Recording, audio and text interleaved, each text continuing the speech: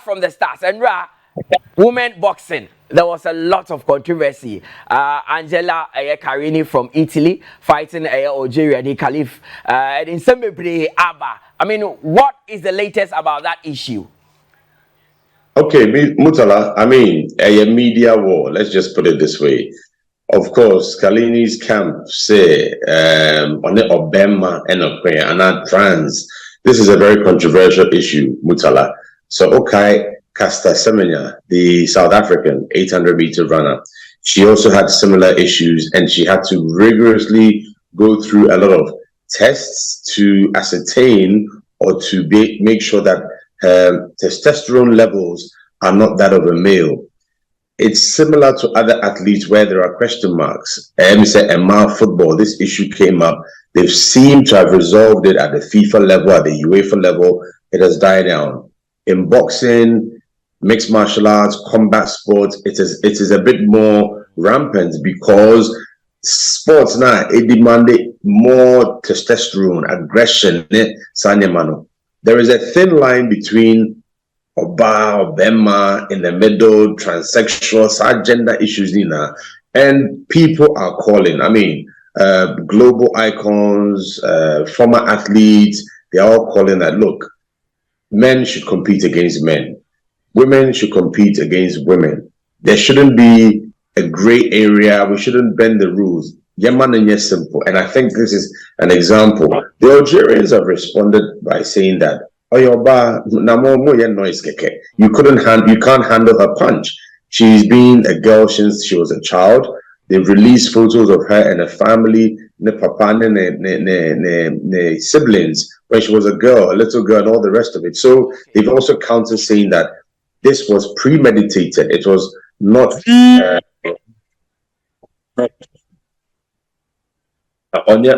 trans and that's why Obama. But this is just sour grapes because girl on the punches no any easy. But the long term of it is, or the end of it is that Mutala, what are we going to do? Are we going to have female athletes competing against trans or whatever you want to call it, or are we going to stick to male versus male, female versus female? I think that's the longer question, or the bigger question that we need to ask. But controversy is not there. I'm sure it will continue. This will definitely not be the last in these games. Of course. Now, we have seen a lot of reportage from especially the Algerian media in support of Imane Khalif that Oyoba, biologically, she was born a female. Now, the chromosomes, no, and akoye Obama die. But the Italian media are also saying the IOC, the organizing committee of the Olympics, have not been fair to Angela Carini. And as far as Akodu Baby, I say they might even pull out all their other athletes. Yes, you've got the right update. Now, as I say, a developing story. I know people, sorry, a new chapter is coming where Khalifa's uncle has come to say she's a lovely girl. She's just a hard-spirited girl. She's fighting for her family, fighting for women, fighting for her country. That's one side. The Italians are also pushing that agenda. But they also need to be careful in that as far as this girl has passed as a female and she's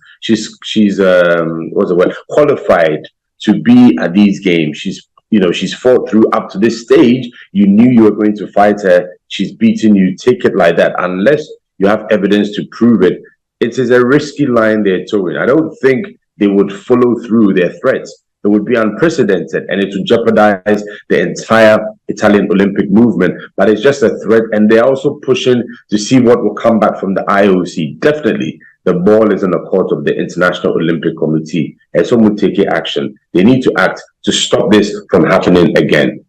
Now, definitely, there are lessons to be learned from this the next 4 years. Now, they say, at the end of IOC, what do you think they should do going forward? Because they say, male and female, when you are filling the forms online, I mean, genders no also. Male, female, trans, a lot of them. What should the Olympic Committee do going forward? Okay, Mutala, before I tell you that, now there's also this strong movement of let's protect the games. Let's protect the sanctity of the games. a lot of campaigners and Eiffel Tower, and you could see little banners, but they were keeping them away from the main, where the tourists flood through in their thousands and hundreds of thousands. And basically, they are still upset about the opening ceremony. Opening ceremony had a lot of artistic jibes and artistic insulting or denegatory, negative stuff interpreted by a lot of people, including Christians, saying that the organizers were mocking Christianity, were mocking Jesus Christ, a fake, Last Supper, the dark horseman. All these, if you look at the book of Revelations, there are little tones of biblical jabs, even the Quran, and people are not happy about that. They want the IOC, the Olympic movement, to come clear and to stay away. They believe, and this is something that I'm sure will come up after the games when the excitement is, they believe that the movement and other sports bodies are being taken over by LGBT. There is no evidence, but what they're saying is that based on what we're seeing, on the platform, and you're putting it on the biggest platform. Millions of people are watching, and you are mocking Christianity, you are promoting LGBT plus or whatever it is not on. So IOC is not only under pressure to talk about this, the duresses, but this big issue, which if they are not careful, could explode, and there will be boycotts in the next Olympics or games being organized by the International Olympic Committee. You're free all the controversies, so now I'm the games. So I'm not catching up. Say you go to the African village. Were you able to do that? And what is the latest update from the camp of Team Ghana? Okay, let's talk about Team Ghana. They're in good spirits. The president of the Ghana Olympic Committee, Benulu Mensah, has been to see them.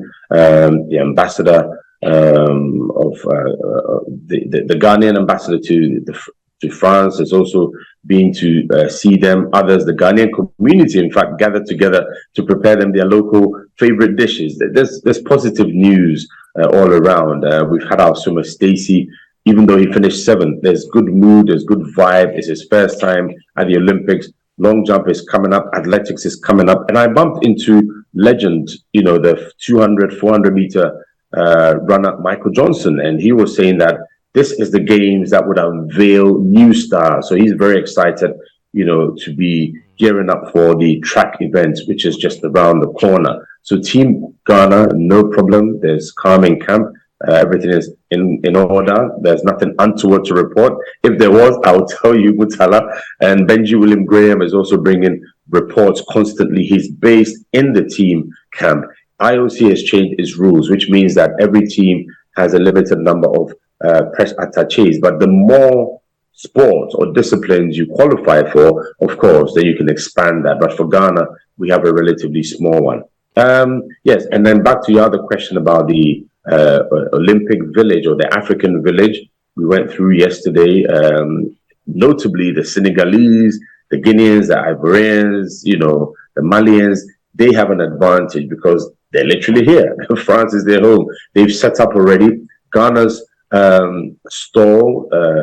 stage will be ready today, and I'll bring you the latest from there. The exciting news, apart from the beads, the jewelry, the clothing, the food, ornaments, other stuff that will be on display and sold. Okay. Of course, we're looking forward to Sarkodie, Kim Promise, Darko Vibes, and others who are expected to perform here. So that's something very exciting. And these games, Mutala, I want to do more of the behind the scenes and what else is happening around and the vibe, the nightlife. Last night was fantastic. I wish you were here. I would have taken you around. Petit Paris, you really love it. And there's a lot happening. So my focus at these Olympics is more about the back burner, the things that you would not normally see on your screens. So I understand. I mean, sometimes I even wonder why you're doing sports, because when it comes to behind the scenes tourism, you are on top of issues. I mean, the first person to do the Black Stars Diary in this country, and I hope we'll get more of those behind the scenes, like what you did in Ivory Coast, where we saw people in the pub, we saw people at the beach and all that. In Tiebenya, all the behind the scenes, updates. Me sure, sir, from time to time you will keep updating us. I know, that's a part. But before you go, let me take this opportunity to wish you a happy birthday. God bless you. I mean, you are the man who gave me my first ever opportunity to be on TV. I remember in 2016, now me call TV so that, but you believed in me when I didn't even believe in myself. Me call, and I made dress here, me say, hey, now papa, me call TV so now me call them anoko from but today I'm here and I say God bless you. God continue to bless you. You've been a father figure in my life. Not only Ejuma Nkwa, you are the only person that can call me and act like you ask me personally what is going on in my life and all that, and God bless you. Now Mr. Kai will say school now I'm almost done. So and before her now the account. God bless you, boss. God bless you. We are superstar. It's really is just the beginning, and I know there are better and greater heights for you to climb as well. It's hopefully Mebabaka birthday, we'll find a way to enjoy it. But maybe Kakrawaha, and then Egypt, then of course Ghana eventually. About Egypt and also preparation, because I had beach soccer team, or the beach soccer AFCON is in August this month. Absolutely. Now there's a little pause. Confederation of African Football (CAF) will be released fixtures. No, we've not had the draw, so the draw would officially tell us the dates, the venues, and the fixture times. They've not done that, so we are suspecting that the dates might change. There's something, by now, like I say, draw no more. So when we hear that the draw is going to be held on this date and this time, after that we'll know exactly, when the African beach soccer, AFCON will be played, and definitely Ghana will be representing it. The boys will be going in camp as soon as those dates have been fixed. But this weekend, I'm supposed to film in Adan. If you have time, Mutala, try and go along and watch the beach soccer week 6, which will be happening in Adan and also in Senya in the central region. And let me say a big thanks, of course, to Techno, to Max Buy, and also to Hisense for the African Village updates. Merci beaucoup. Au revoir. That's it. Boss, Yaw Ampofo Ankrah out in Kano. The update every Paris de Abraying T. The question and what's and that controversy that happened in women's boxing. Angela Karini and Imani Khalif from Algeria. Angela Karini is one who started boxing and my boxing will be punching his other. Or say first punch the buy no who say kai we there and what did it to me could be 46 seconds and pay down this. I say me nya be enough. It's enough. You be the